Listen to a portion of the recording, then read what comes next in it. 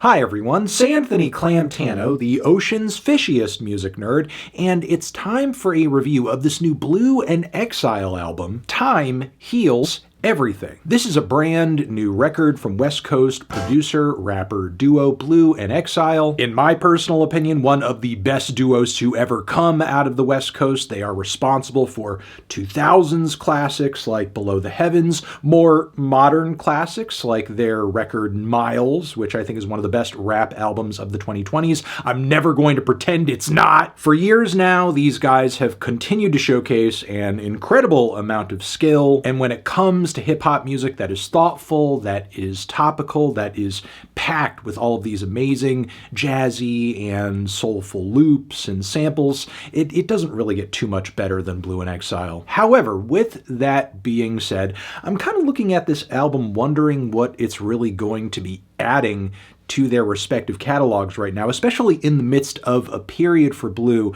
that is proving to be very prolific, very busy. Like, for a time, it actually used to take quite a while for these guys to come back together and drop a new album. You would have to wait for years and years and years for such a thing to occur, but their last record that they dropped together actually just came out in 2024. Love the Ominous World, which I thought was actually a really impressive album for the both of them, even if it was maybe a tad bit predictable. And in the midst of all of that, we also had this incredible 2024 run from Blu with Royal Blue, Out of the Blue, his ABC project, his Los Angeles album, which was obviously a tribute to his home city. And this past year, we had his 40 album where he was celebrating being 40 with August Fanon. And then his God Takes Care of Babies and Fools album with Micah 9, as well as Mono and Stereo. And I will admit, even as somebody who really cares for a lot of Blu's catalog, there has just been so much stuff, it's been hard to keep up. And while a lot of these projects, in my opinion, haven't necessarily been at a concept level or creativity level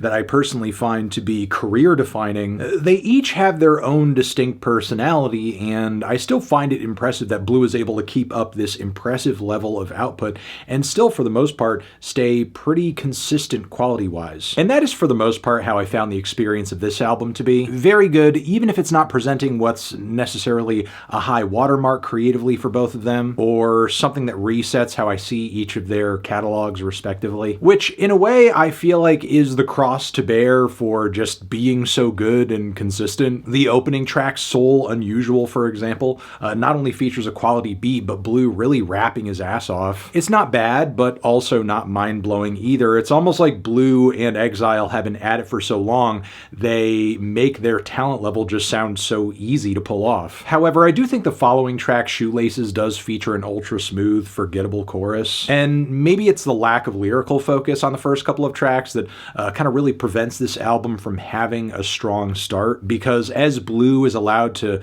go more free form and free association, his wordplay and one-liners don't seem to hit quite as hard, at least to my ears. It's more when he has a target to aim at that he is doing some of his best stuff. Case in point, the following track, CRUMBS, which not only features a really great Ice Cold Bishop feature, very yelpy, very hype, very energetic, one of the best appearances I think I've ever heard from him, as he and Blu work through a very understandable distrust of authorities, the court system, the drug war, the food industry. It's nice to hear artists voicing problems with these elements of our society without going like, full off the deep end RFK conspiracy worm brain kind of vibes. And maybe even a verse about the unease that people feel in this time period, how that's been kind of like mainstreamed for the purpose of political division. That could have even been interesting. Following this, we have the track The Bag, which is obviously very much about money, which not only features a killer instrumental from Exile, but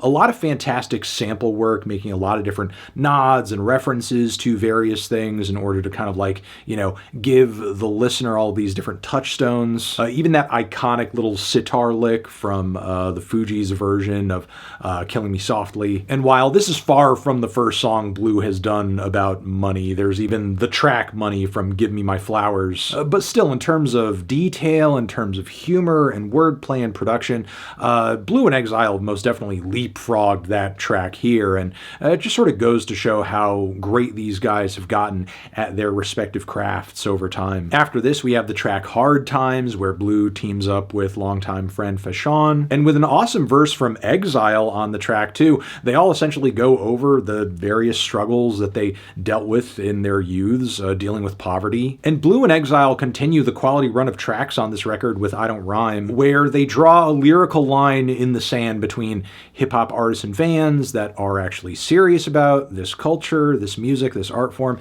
and people who are maybe just more casual about it. It's kind of a passing interest. Blu really wants to illustrate that he is the kind of artist who is living and breathing this music, not just somebody who is into this stuff when it's hot and popular, or somebody who claims to be a fan of hip-hop but is really just like a stand for one single artist. It's from here with this very trim album that we move into what I feel is an okay final leg. But it did surprise me in some ways. First off, we have In My Window featuring Toby, which is the best smooth and low-key cut on the entire record. Not only features a heart-wrenching, moving chorus, but this is one of those kind of strolling down memory lane, sentimental type cuts from Blu, which he tends to do very well. And of course, this is all helped by a very classy, rich, wonderful instrumental from Exile with some grand piano chords and some strings just kind of droning in the background just for that teary effect. Some reverby group vocals as well. It's just all a perfect recipe